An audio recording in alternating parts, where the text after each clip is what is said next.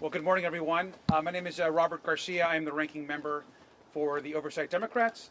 We're here today, of course, for 2 days of depositions of both Secretary Clinton and former President Bill Clinton. So I'm going to have some general comments. We will actually be back out here to answer any questions once we've actually started the depositions, but we wanted to make some brief comments right now, and then we'll go ahead and go in and start.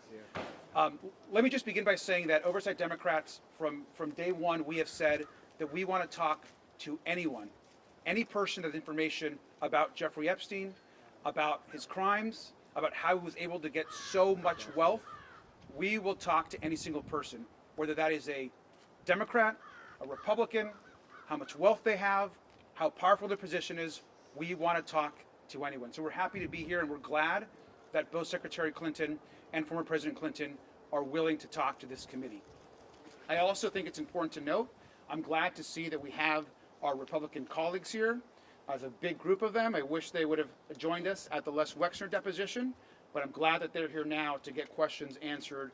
That is an important part of our investigation. Let me just add that as it relates to Secretary Clinton, who's here today, she has been very clear. She's never met Jeffrey Epstein. We have no evidence of her having any interactions with Mr. Epstein. And so I think that's important to note as we walk into this deposition. But I also want to say, which I think is very important, that at this very moment, the Department of Justice continues to lead a White House cover-up. And we're going to be demanding, even over these next few days, that the remaining files that have not been released get released to the public.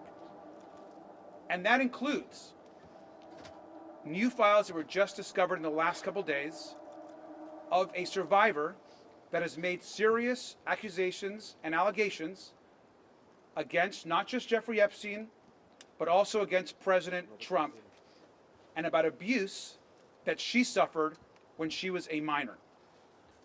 We have seen the DOJ files and the archive manifest that clearly shows that the interviews and information around this survivor have been removed and are missing from the DOJ files. Where are these files? Who removed them? Those questions have to be answered. What we have is a survivor that we have verified, that others have verified, and those files are missing. And it's not just those. It's an additional 50% of files that are missing. It is unconscionable, it is illegal, and Pam Bondi and the President need to answer to where those files are. And that's going to continue to drive our work, not just today, but every single day until we get justice for the survivors. I'm going to have some of our members here make a few comments as well. Thank you. It is abundantly clear that this is the most egregious cover-up in American history.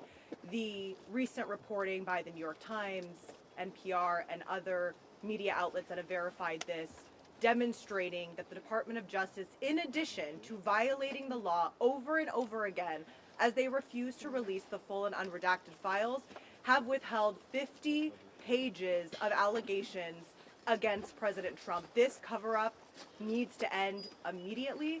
I am glad that we are here today as part of this ongoing investigation, because we will accept any information that anybody can give us about Jeffrey Epstein's vast child sex trafficking operation. I just want to say that young people in this country are watching right now.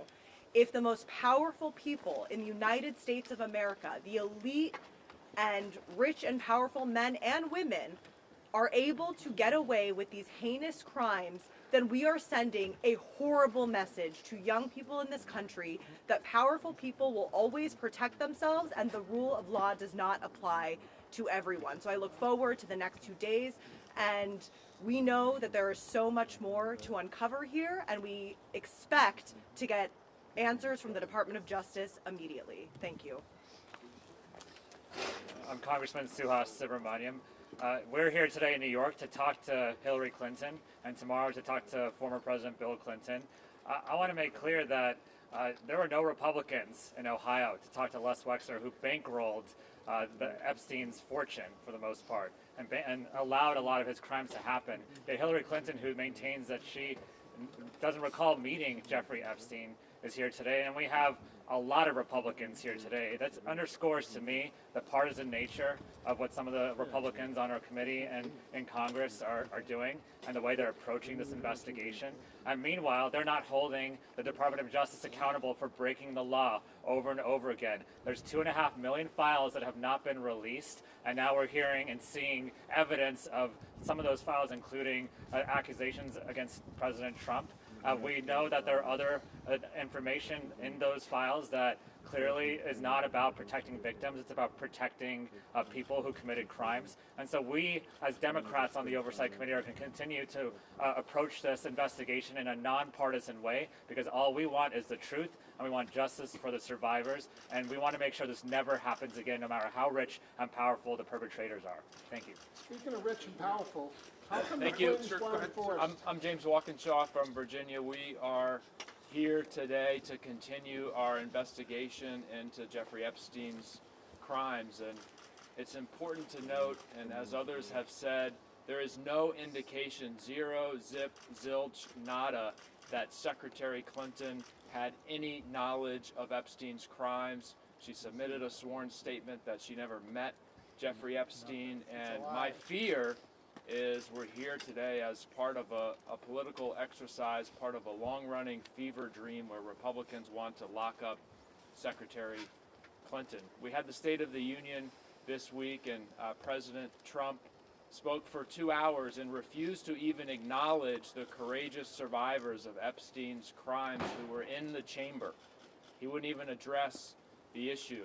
His Attorney General refuses to even meet with the survivors. So we want to conduct a serious bipartisan investigation. I'm glad that President Clinton will sit down with us tomorrow and answer questions about his relationship with Jeffrey Epstein.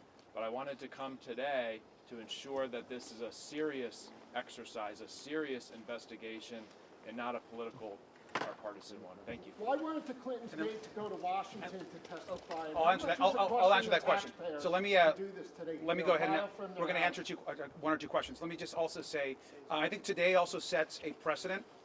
So I want to be very clear that we have said from day one that we want to talk to former President Bill Clinton, and the other person we want to talk to is current President Donald Trump. And so we should be very clear that now that we're going to hear from former President Clinton, I hope that Chairman Comer and the Republicans will join us in demanding that the person who actually appears more times in the files than the former president, who we want to speak with, is President Donald Trump.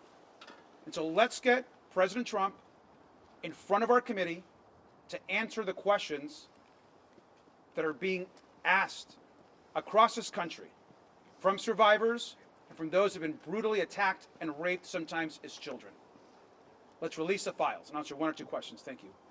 So should the Clintons have come forward sooner to testify and be deposed in front of the committee? And also, what are the discussions with Republicans about bringing other administration officials like Lutnick, who are mentioned in these files, before lawmakers? We want to hear from Howard Lutnick. Howard Lutnick, of course, said that he'd stopped communicating with Epstein, our Commerce Secretary, then goes on to visit Epstein's island, communicate with him, go into business with him, all of which was not disclosed. He should not be the Commerce Secretary right now. As it relates to the questions about the location was selected by Republicans. The majority controls where and how the depositions are done. We want to continue hearing from folks. Just a question. What could they possibly ask Hillary Clinton all day? They've mentioned Maxwell at the wedding.